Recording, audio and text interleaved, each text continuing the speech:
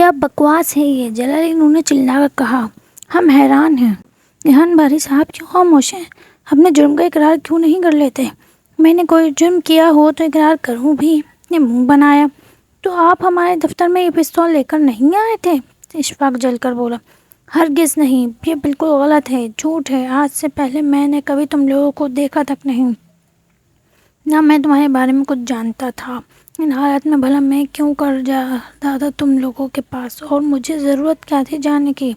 حاتم شاہ میرے دوست تھے، انہیں ہلاک کرا کے بھلا مجھے کیا فائدہ پہنچ سکتا ہے؟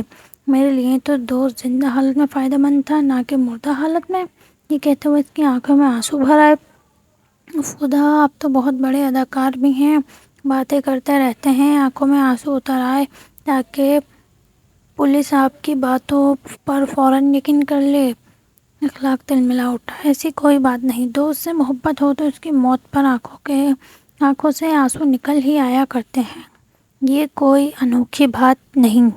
آپ ٹھیک کہتے ہیں، یہ لوگ تو بس یوں ہی جھک مارتے پھرتے ہیں۔ جلالی نور نے کندھے اچکائے۔ جی ہاں، اس میں کیا شک ہے، آفتاب بولا۔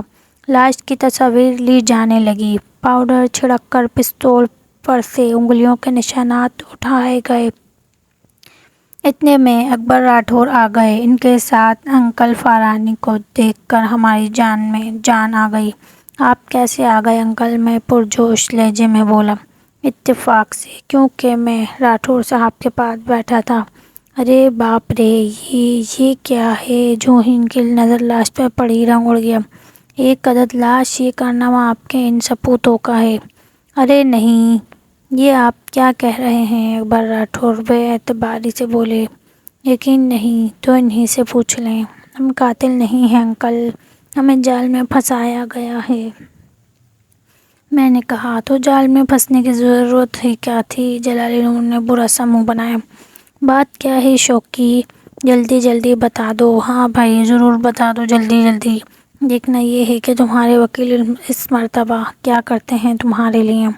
جی بہتر، میں نے کہا، اور پوری تفصیل سنا دی۔ یہ تو واقعی جال معلوم ہوتا ہے، اکبر راٹھور بولے۔ بالکل، اور مجھے امید ہے آپ اس جال کی عدالت میں دھجیاں بکھیر دیں گے، انکل فارانی بولے۔ جی، کیا فرمایا؟ عدالت میں؟ انکل مزہ تو تب ہے جب اسی جگہ یہ کام کر گزریں، کیونکہ انکل جلالی نور ہمیں گرفتار کرنے پر تلے بیٹھے ہیں، آفتاب جلدی جلدی بولا۔ میں بیٹھا نہیں، کھڑا ہوں، جلالی نور نے برا سا منہ بنایا۔ چلیے یوں ہی صحیح، یہ تو ہمیں گرفتار کرنے پہ تلے کھڑے ہیں، محاورہ استعمال کرنا ضروری ہے کیا؟ جلالی نور نے پھاڑ کھانے والے لہجے میں کہا۔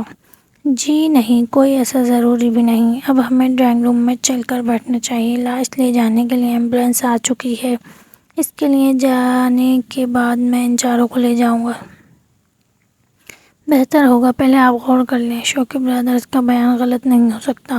کیا خبر کوئی شخص ریحان باری کے میک اپ مین سے ملا ہو؟ اکبر راٹھور نے نہیں کہی۔ کیا کہا؟ میرے میک اپ میں؟ اوہ، ریحان باری نے حیرت زدہ ہو کر کہا۔ یہ واقعی ایک بالکل نیا خیال تھا، میں نے اس رخ سے اب تک معاملے کا جائزہ نہیں لیا۔ اب ان کے منہ سے سنا تو سوچنے پر مجبور ہو گئے۔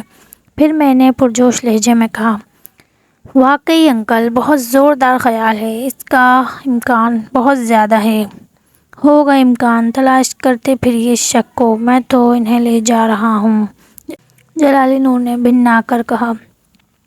انکل اکبر راٹھور اور انکل فارانی نے ایک دوسرے کی طرف دیکھا، پھر ہم پر ایک نظر ڈالی۔ انسپکٹر صاحب، سوچ لیجیے، عدالت میں آپ کو اس سوال کا جواب دینا ہوگا کہ شوقی برادرز نے ایسا کیوں کیا۔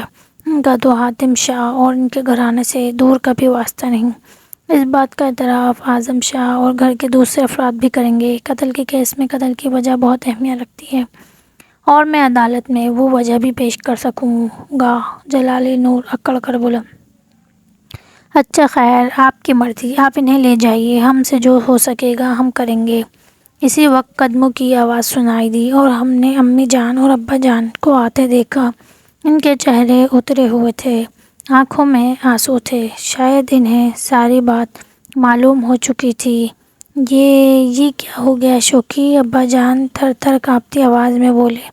ہم بالکل بے گناہ ہیں ابا جان، فکر نہ کریں، لڑکوں تم کسی کام کے بھی نہیں، امی جان نے کہنا چاہا، لیکن جذبات کی زیادتی سے ان کا گلا رنج گیا اور وہ رونے لگیں۔ امی جان حوصلہ نہ ہاریں، آپ کے بیٹے بے گناہ ہیں اور کام بھی کر کے دکھائیں گے۔ ہاں اور کیا، جیل میں تھوڑے کام ہوتے ہیں کرنے کے لیے۔ جلالی نور مسکرائے۔ ہم نے اس پر ایک ناخوشگوار نظر ڈالی لیکن منہ سے کچھ نہ بولے۔ جلالی نور کے اشارے پر کانسٹیبل آگے بڑھے اور ہمارے ہاتھوں میں ہتھکڑیاں ڈال دی گئیں۔ جلالی نور کی مدت کی آرزو گویا پوری ہو گئی تھی۔ کانسٹیبل ہمارے دروازے کی طرف لے چلے۔ خدا حافظ ہمارے منہ سے ایک ساتھ نکلا۔ فکر نہ کرنا شوقی، ہم سب تمہارے ساتھ ہیں، انکل فارانی بولے۔ اللہ مالک ہے، میں نے کہا۔ ہم ابا جان اور امی جان کے پاس سے گزرے تو دل بیٹھنے لگے۔ میں نے کہا تھا نا شوقی، میری بائیں آنکھ۔ امی جان پھر جملہ مکمل نہ کر سکیں۔ ہاں امی جان، آپ کی بائیں آنکھ ٹھیک کہہ رہی تھی، میں نے کہا۔ لیکن ہم کیا کرتے امی جان، ہم اسے دوستوں کی صرف ایک شرط سمجھے تھے۔ اشفاق نے کہا۔ تم نے کوئی احتیاطی تدابیر کیوں نہیں کی تھی شوقی؟ ابا جان کے لہجے میں حسرت تھی۔ احتیاط کی تھی ابا جان، میں نے اور اشفاق اور اخلاق کو اس پتے پر بھیجا تھا جو ہمارے پاس آنے والے ریحان باری نے بتایا تھا، اور اس جگہ سے یہ تصدیق ہو گئی تھی کہ وہاں ریحان باری نام کا ہی آدمی رہتا ہے، لہذا ہمیں کوئی شک نہ ہوا۔ اور وہ پتہ کیا تھا؟ اس شخص نے کیا پتہ بتایا تھا؟ ریحان باری چونک کر بولے۔ شیراز روڈ 10ویں سڑک مکان نمبر 101 میں بولا۔ کیا؟ نہیں، ریحان باری اچھل پڑا۔ ہم چونک کر اس کی طرف مڑے۔